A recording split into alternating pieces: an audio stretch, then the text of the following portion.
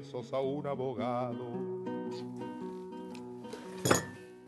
Este es un bloque especial para mí, porque primero que me gusta algo que empezamos la semana anterior, que fue mostrar a padres militantes que sus hijos han decidido también militar, pero por decisión propia, no por que el padre lo influyó. Y así fue el caso que planteamos la semana pasada de Alejandro Amor y su hija Micaela.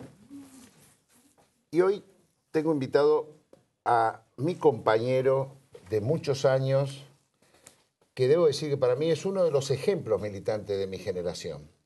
Se habla mucho de otras generaciones. Algún día hay que escribir la historia de nuestra generación, en el cual Donato Espacavento, que tuvo la desgracia de perder a su hermana como víctima del terrorismo de Estado, y que siempre no bajó la militancia y siempre nos daba a los demás una esperanza de lucha y de democracia cuando en plena noche de la dictadura tratábamos de hacer algunas cosas. Y a partir de ahí, Donato, que se recibió de médico, era un médico, un buen estudiante de medicina, buen profesor después de farmacología. De farmacología, ¿no? ¿Cómo te acuerdas? De farmacología. Una vez lo hablé para ver si lo podía deber a un alumno y casi me echa de su casa. De verdad. Inflexible. Y acá está, orgulloso, se cae la baba, porque estamos con Nicolás, que como buen Espacavento, el tipo no sigue a otros grupos. El tipo armó su propio grupo,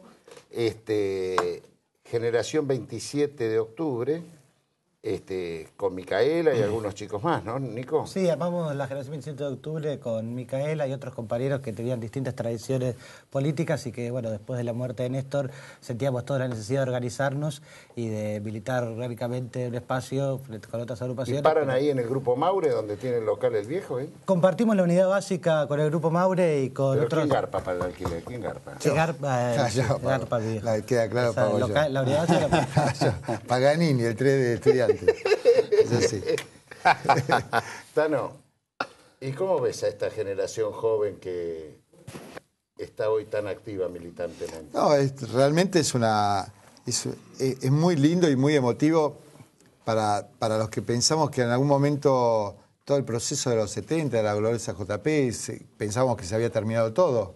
Y esta vuelta de la historia que renace nuevamente un proyecto juvenil, un proyecto de militancia juvenil, era impensado para nosotros. La verdad que es maravilloso.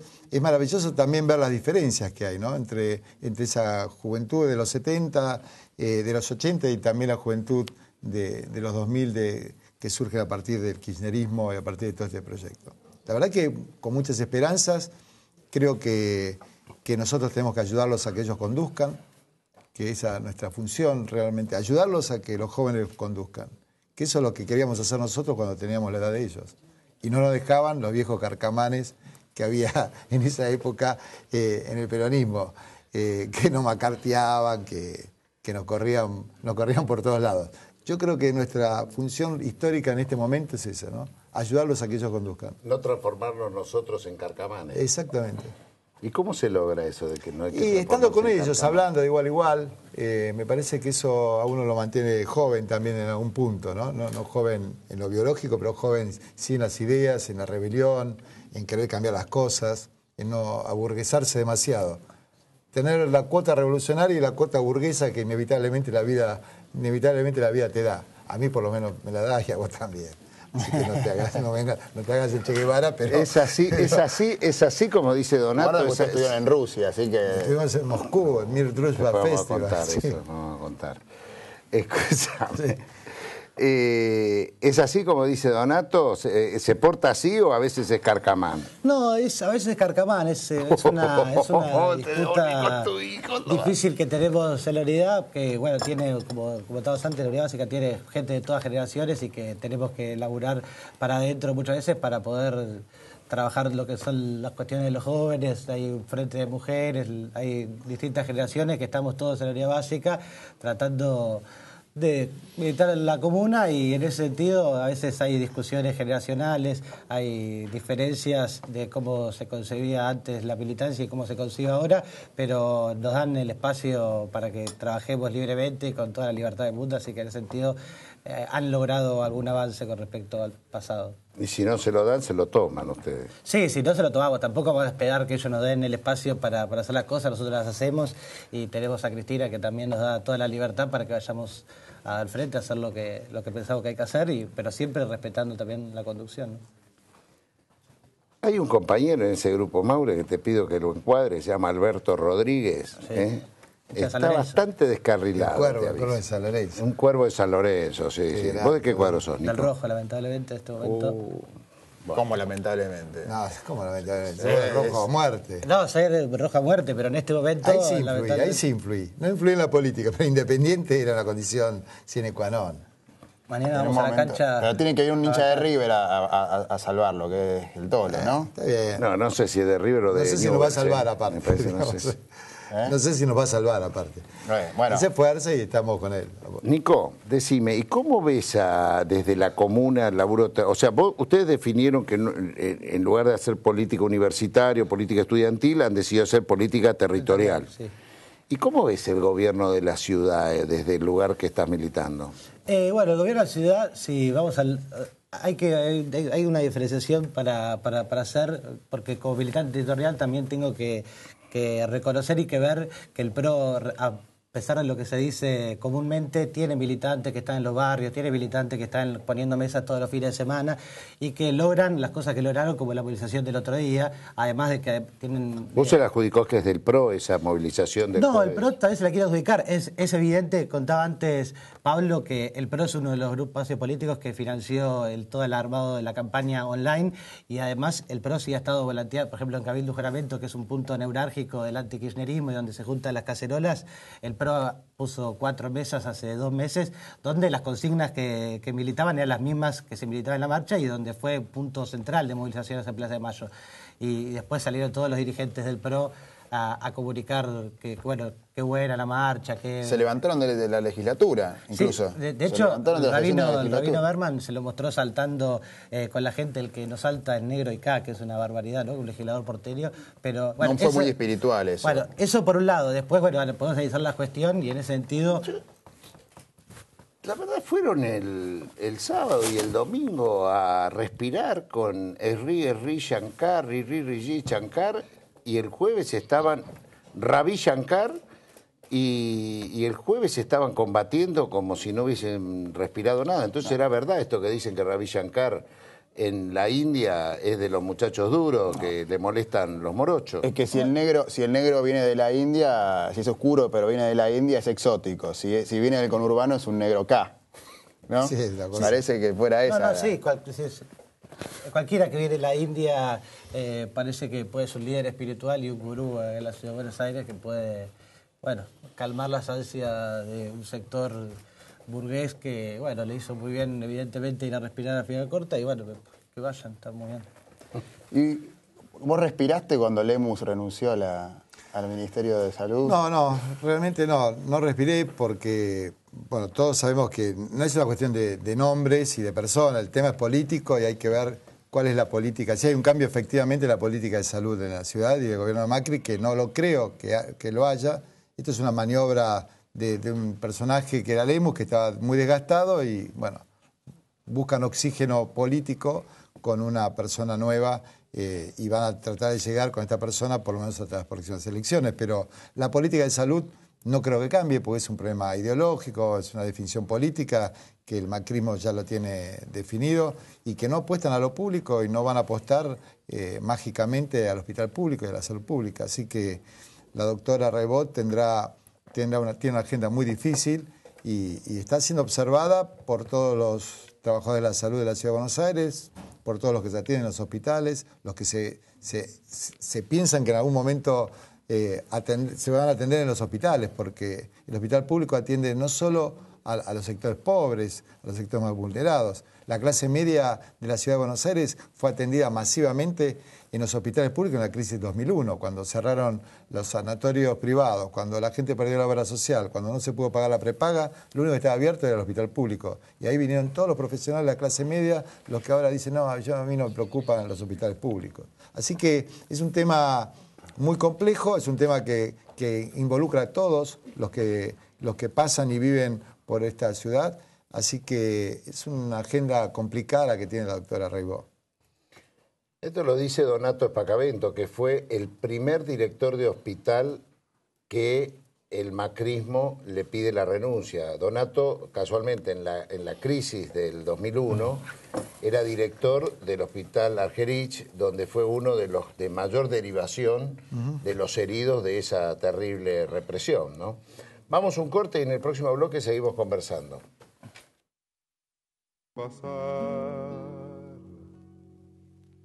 Pasa un cartero en bicicleta con telegramas color violeta, un patrullero de la policía que busca un chorro hace 15 días. Pasa el lechero con cara de nada. A ver, acá en el corte, Juan Manuel se dio una clase de táctica y estrategia sobre cómo el esrí es un mentiroso que se hace pasar por Ravi Shankar, que era el músico de Lennon. No, que hay una confusión al respecto. Harrison era el hombre que estudiaba. Claro, hay una confusión al respecto. Ri es un título que tiene que ver con gurú espirituales. Ri es como, no sé, como que acá dijéramos monseñor, es un título religioso que tiene de carácter espiritual. Y Ravi Shankar es un nombre común en la India. Entonces se lo suele confundir con su homónimo, Ravi Shankar, el músico de cítara, de la música de la India, que fue uno de los que trajo a Occidente los sonidos de la India. Al mismo tiempo, George Harrison era alumno de Ravi Shankar. A su vez, tuvo un avance espiritual Harrison con el gurú Maharaji Yogi, que era un gurú de la India, a lo cual los Beatles van a visitar y en la India componen el famoso álbum blanco, que es uno de los álbumes emblemáticos de los Beatles, lo componen en la India.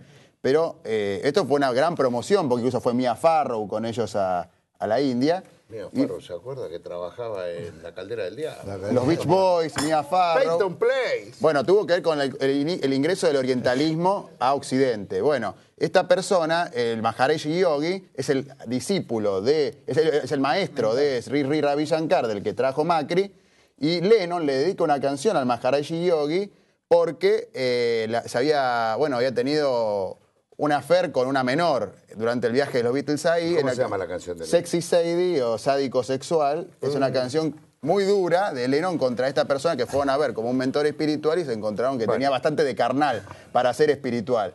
Así que bueno, una aclaración. ¿No sabe usted si estuvo el padre Gracia ahí que lo fue a ver a Ravi Shankar? Se ve que el padre aprendió, es un heterodoxo, no es solo... Bueno, nos fuimos para otro lado, pero está bien, forma parte. Lo cierto es que sí concluimos todo, que los muchachos fueron a respirar y a hacer paz y om el sábado, y el jueves salieron a pedir la muerte, la ida de la presidenta, ¿no? O sea, mucho el esrí les trajo más fusiles que palomas de la paz, ¿no? Pero volviendo al tema de que estamos de la militancia y de los tiempos. Donato, decime una cosa. Cuando a vos, Macri te desplaza del Hospital Argerich, de la dirección del Hospital Argerich, había una discusión sobre políticas que no podían implementar ellos. Por eso necesitaban que te corras. ¿Después corrieron a otros directores? Corrieron a algunos directores. Todo estuvo, digamos, empañado, por lo menos la estrategia discursiva del macrismo en ese momento era: vamos a hacer concursos transparentes, los directores van a ser por primera vez por concursos. De hecho, Lemus, cuando asumió, hizo una promesa pública ante todos los directores y subdirectores en el Hospital Pasteur, donde dijo: yo en 3 meses les garantizo que va a haber concursos, va a haber directores elegidos por concurso según la carrera profesional. Si esto no lo consigo, yo renuncio. Esto fue hace 7 años y medio y renunció porque se lo pidieron hace una semana. O sea, se enteró tarde. Se dio cuenta tarde. Digamos, la estrategia, el discurso era: vamos a correr a los directores que no eran por concurso, como era mi caso, como de todos. Y vamos, todos. Y vamos a hacer un concurso transitorio y después un concurso definitivo. Yo me presenté, a pesar de que me habían separado, al concurso transitorio y de hecho lo gané yo. Pero a pesar de eso, de haberlo ganado y está porque se judicializó después este tema, está en el La jueza expediente. Liberatori es... La jueza Liberatori... estuvo la jueza Liberatori. El tema, bueno, la justicia en la Ciudad de Buenos Aires, está los jueces de primera instancia y después las cámaras, que son todos hijos o primos del Coti Nocilia y que está jugando claramente con Macri. Tiene una familia numerosa el Coti. La apelación, toda apelación que vaya a las cámaras, a la Cámara son 2-1, 2 amigos del Coti y uno independiente. Por lo tanto, ninguna apelación llega a buen destino. ¿O de... ¿Cómo se llama el presidente de Boca? Angelici. Bueno, el Coti... No le carguemos más a Coti. Me parece que es Angelici, que tiene mucho poder en el Poder Judicial. Hay algunos apellidos que son... Centanaro. Bueno, está Centanaro, que es militante radical, está Balbín, hay un señor que se llama Balbín. Centanaro, pero para. Centanaro apellido emblemático. Centanaro es el que van a prohijar para la vacante que hay en el Superior Tribunal de la Ciudad. Esperemos que la legislatura no acompañe eso. Pero la historia del contencioso administrativo de la ciudad es esa, digamos, que uno puede ganar cuando es presenta las pruebas, puede ganar en primera instancia, el gobierno de Macri apela, sale en la sala 1 o 2 y son 2-1, entonces por minoría vas ascendiendo en la pirámide judicial. Esto es lo que sucedió, está sucediendo y no solo me desplazó a mí, sino que fue desplazando a todos los directores que no son cómplices, genuflexos a la política de vaciamiento. A mí me desplazó por mi declaración, es decir, que el Hospital de Gerich en ese momento... Ahora también, pero en ese momento, cuando yo estaba como director, era claro, no estaba en condiciones de operar, digamos, médicamente, de atender a la gente. De hecho, por falta de insumos, por falta de personal, por equipamiento vetusto y sin mantenimiento, y eso se fue manteniendo a lo largo del tiempo. ¿Qué crees que hay que hacer después de la movilización que hicieron los sectores que vos vinculás cercanos al PRO, que salieron el jueves anterior? Bueno, a mí me parece que primero hay que analizar todos los reclamos. Hay algunos reclamos que están fuera de la ley de orden democrático, que los tenemos que condenar, no solamente nosotros, sino todos deberíamos condenar, que esté pidiendo que la renuncia del presidente democrático, que se muera, se vaya con Néstor la presidenta. Después hay una serie de reclamos que está bien que los hagan, podemos no compartirlos, pueden ser hacia otros líderes políticos. Hay un reclamo en particular, que es justamente lo que está hablando mi papá, que me parece que merece la pena debatir, lo que tiene que ver con la justicia. Que la justicia me parece que es un tema para discutir en la Argentina. Para los dos lados, quiero decir, me parece que está bastante operable, por decirlo de una forma, que no genera ni confiabilidad ni respeto, es una apreciación personal. En la comunidad, para los dos lados, digo, es un debate interesante. Después los otros reclamos, son diferencias políticas e ideológicas que podemos tener. Yo creo que nosotros tenemos que trabajar, tenemos que salir a la calle a hablar con los vecinos y tenemos que militar más, de darnos cuenta que eso es una decisión política, que la estuvieron convocando y estuvieron trabajando mucho tiempo para lograr eso, y nosotros tenemos que salir a la calle, ir a hablar con los vecinos, seguir haciendo lo que estamos haciendo, pero mejor, con más presencia y seguir trabajando. Y me parece que también hay que entender que siempre hay un sector porción de la sociedad que va a estar descontenta con este gobierno. Yo lo que vi era que muchas personas que no votaron a Cristina y que no les gustaban, la odiaban, quiero decir. Se dieron cuenta, llegó el mensaje que si no te gustaba Cristina, lo mejor que podías hacer era ir a Plaza de Mayo ese jueves. Y me parece que hay que tomar esos reclamos, verlos, poder hacer esa separación. A mí el tema de la justicia me parece que es un lindo debate para darlo y después seguir trabajando como venimos haciendo. Donato, te hago una pregunta.